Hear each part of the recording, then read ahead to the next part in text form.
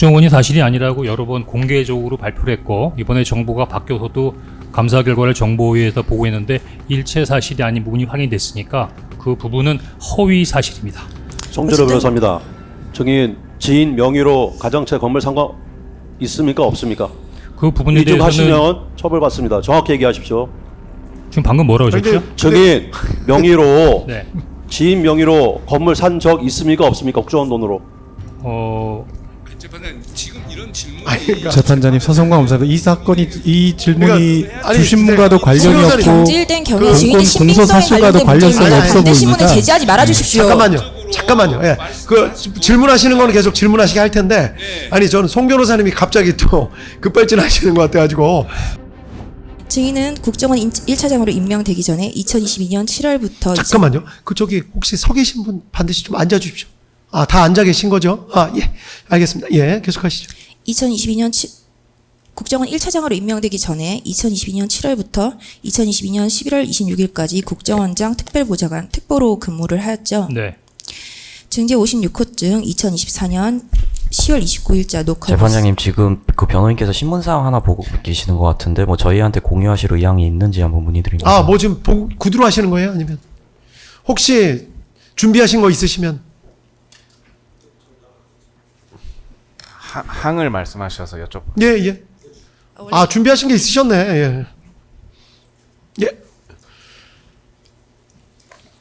유병 검사님이 그런 건 또 잘 찾아내셨어요. 보니까. 증제 56호증 2024년 10월 29일자 녹화 뉴스 국정원 특보 공작금 유용 공방 다른 부서 문제 수사 의뢰 보도. 몇 항인지만 쭉. 6항입니다. 6항이요. 네, 박선은 의원은 2024년 10월 29일경 국정원장 특보로 증인과 함께 근무하였던 김모 공작특보에 대하여 대북 공작비 예산을 유용했다는 의혹으로 고발하겠다고 한 사실에 대하여 증인은 알고 있죠? 예, 김모 전 특보에 관련된 유용 의혹도 사실이 아님이 확인된 것으로 알고 있습니다. 네, 제가 이 부분에 대해서 증인에게 그 첫 번째 증인 그 신문할 때 여쭸었어요. 예, 그때는 모르겠다고 말씀드렸습니다. 모르겠다가 아니고 제가 헌재에서 증인에게 그 신문할 증인의 공작금 횡령 비리는 두 가지였어요. 그래서 그 첫 번째 이 질문을 했었는데 증인이 이 질문에 대한 답변을 하지 않고 첫 번째 이 질문을 묻자 공작금 횡령은 억대 공작금 횡령이거든요. 근데 증인이 이제 그 수십억대 횡령에 대해서 이제 답변을 하셨죠. 그래서 그 첫 번째 이 질문이 2024년 10월 29일자 이 기사에서 확인된 바에 의하면 박선원이 그 증인도 이 김모 특보와 함께 같이 특보로 근무하였던 시기인데 억대 대북 공작금의 전용을 문제 삼아서 고발 조치하겠다고 했고 증인은 빼고 김모 특보만 고발하겠다고 해서 박선원에게 약점 잡혀 있는 것이 아니냐라는 취지의 질문을 했던 것이거든요. 근데 증인은 이제 제가 이런 취지의 질문을 하니까 90억 상당의 대북 공작금 횡령 의혹에 대해서 답변을 했었거든요. 증인은 저의 질문에 대해서 어떤가요? 뭐가 어떤가요? 그 김모 특보와 관련해서 박선원에게 이런 약점을 잡혀 있는 것은 아닌가요? 아, 박성은 의원이 김모 특보만 고발한다 하고 저는 고발하는 거에 뺐으니까 네. 저를 봐준 게 아닌가? 네. 그 얘기죠. 네. 사실이 아니기 때문에 저는 언급하지 않은 걸 수 있지 않습니까? 네. 지금까지도 저는 여러 가지 부분에 상황을 오보나 여쭙겠습니다. 주변에 의혹이 있었지만 한 번도 이런 거와 관련돼 갖고서는 문제가 된 적이 없고 국정원도 수차 여러 번에 걸쳐서 사실과 다르다는 부분을 확인한 바 있습니다. 네, 알겠습니다. 증제 57호증의 1, 2024년 8월 21일자 MBN 단독 국정원 최고위 간부 대북 공작금 횡령 정황 내부 특별감찰 진행 보도. 예, 저게 최고의 오보입니다. 네. 증인은 아까 언급한 억대 대북 공작금 횡령 의혹 외에도 수십억 상당의 제가 확인한 바에 지난번에 헌재 때는 100억대라고 하지 않으셨어요?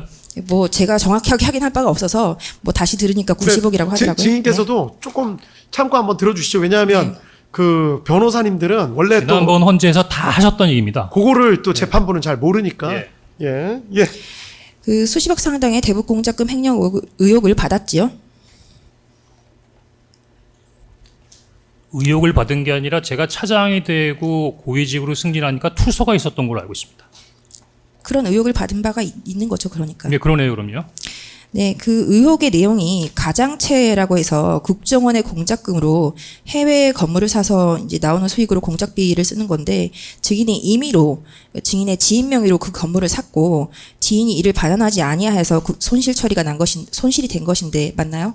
국정원이 사실이 아니라고 여러 번 공개적으로 발표를 했고 이번에 정부가 바뀌어서도 감사 결과를 정보위에서 보고했는데 일체 사실이 아닌 부분이 확인됐으니까 그 부분은 허위 사실입니다. 송준호 변호사입니다. 증인 지인 명의로 가정채 건물 산 거 있습니까 없습니까?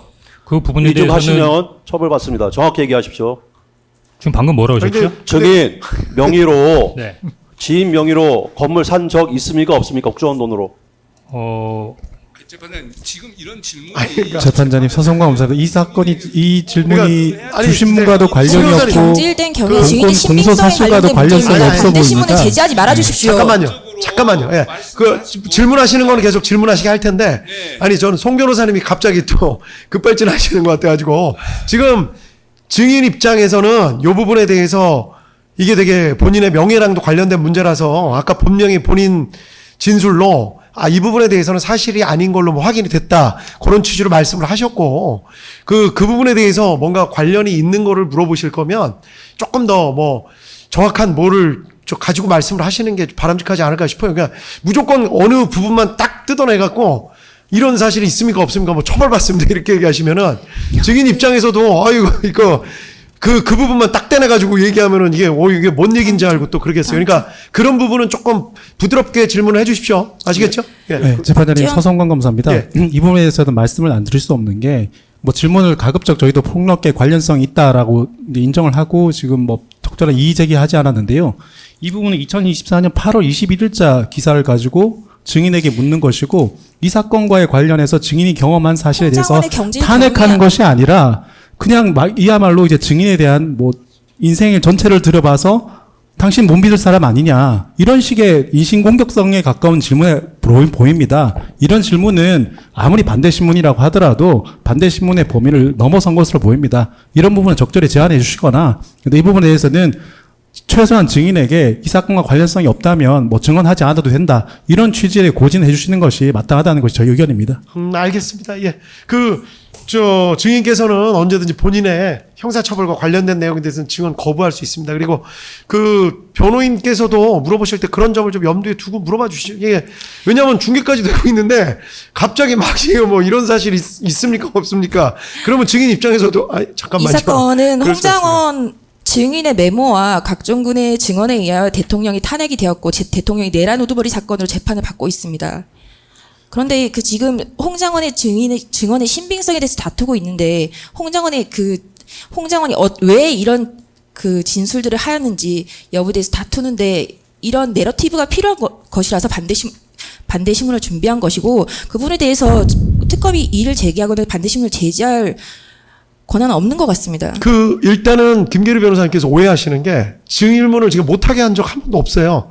뭔가 다 변호사님께서 생각이 있으셔서 그렇겠다라고 생각을 하는데 좀 전에 재판장이 제지한 건 갑자기 듣고 계시던 송진호 변호사님이 이런 사실이 있어요 없어요 뭐 있으면은 처벌받습니다 이렇게 얘기하시니까 앞뒤에 어떤 상황도 모르는 상황에서 증인께서 답변하시기 곤란하겠다 싶어서 제지한 것 뿐입니다. 그리고 김계리 변호사님께서 물어보시는 걸 지금 제지하려고 한 적 한 번도 없고 물어보시되 지금 검찰 쪽에서 하시는 우려하는 그런 부분을 어느 정도 감안하시고 물어보셔라 그런 겁니다. 그러니까 절대 오해하지 마십시오. 증인께서 알아서 답변을 피하고 있지 않습니까? 예, 제가 질문한 것들 재판장님, 이 부분에 대해서는 한 말씀 드리고 싶습니다.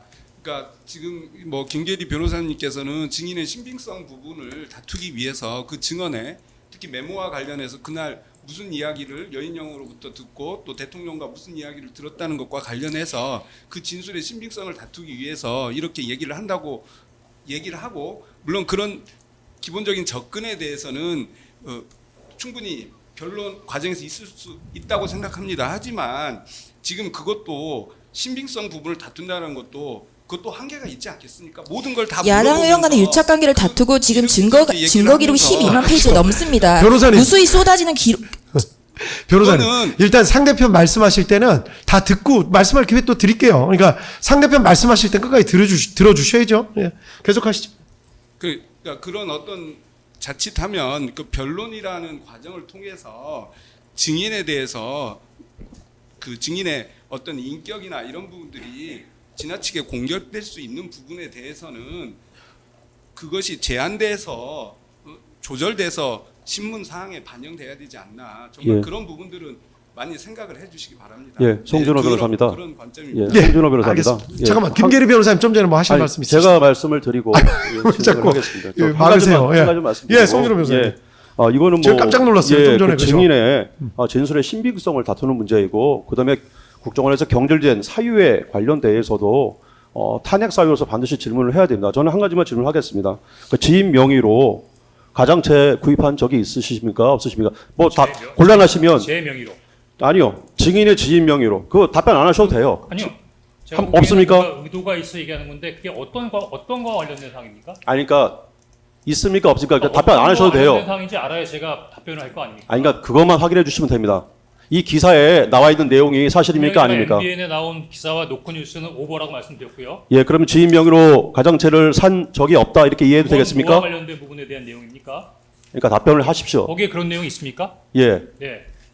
국정원에다 물어보세요. 그럼 전 전직 직원이니까. 아니 그러니까 증인 산 적이 있습니까? 없습니까? 그것만 말씀하세요. 국가정보법에 의하면 인원과 임무 편제에 대해서 얘기하지 않도록 되어 있는데 네. 지금 변호사는 저야로 하여금 국가정보법을 위반하라고 지금 말씀하시는 겁니까? 지인 명의로 산 적이 있습니까? 없습니까? 저 이제 물어보시라고 말씀드렸지 저 않습니까? 송 변호사님 여기까지 하시죠. 제가 보기에는 네, 뭐 말씀 하시는 거를 하고 오보라고 말씀드렸잖아요. 저 강요하실 수는 없죠 증인한테. 네, 이걸 알겠습니다. 저 알겠습니다. 답변 뭐 그런 부분이 저 구항해 어떤 주겠습니다. 내용인지 증거 57호쯤 제시하겠습니다. 어떤 내용인지 모르겠지만 그런 부분 좀 감안해서 질문을 좀 해주십시오. 예, 좀 빨리 할까요? 예.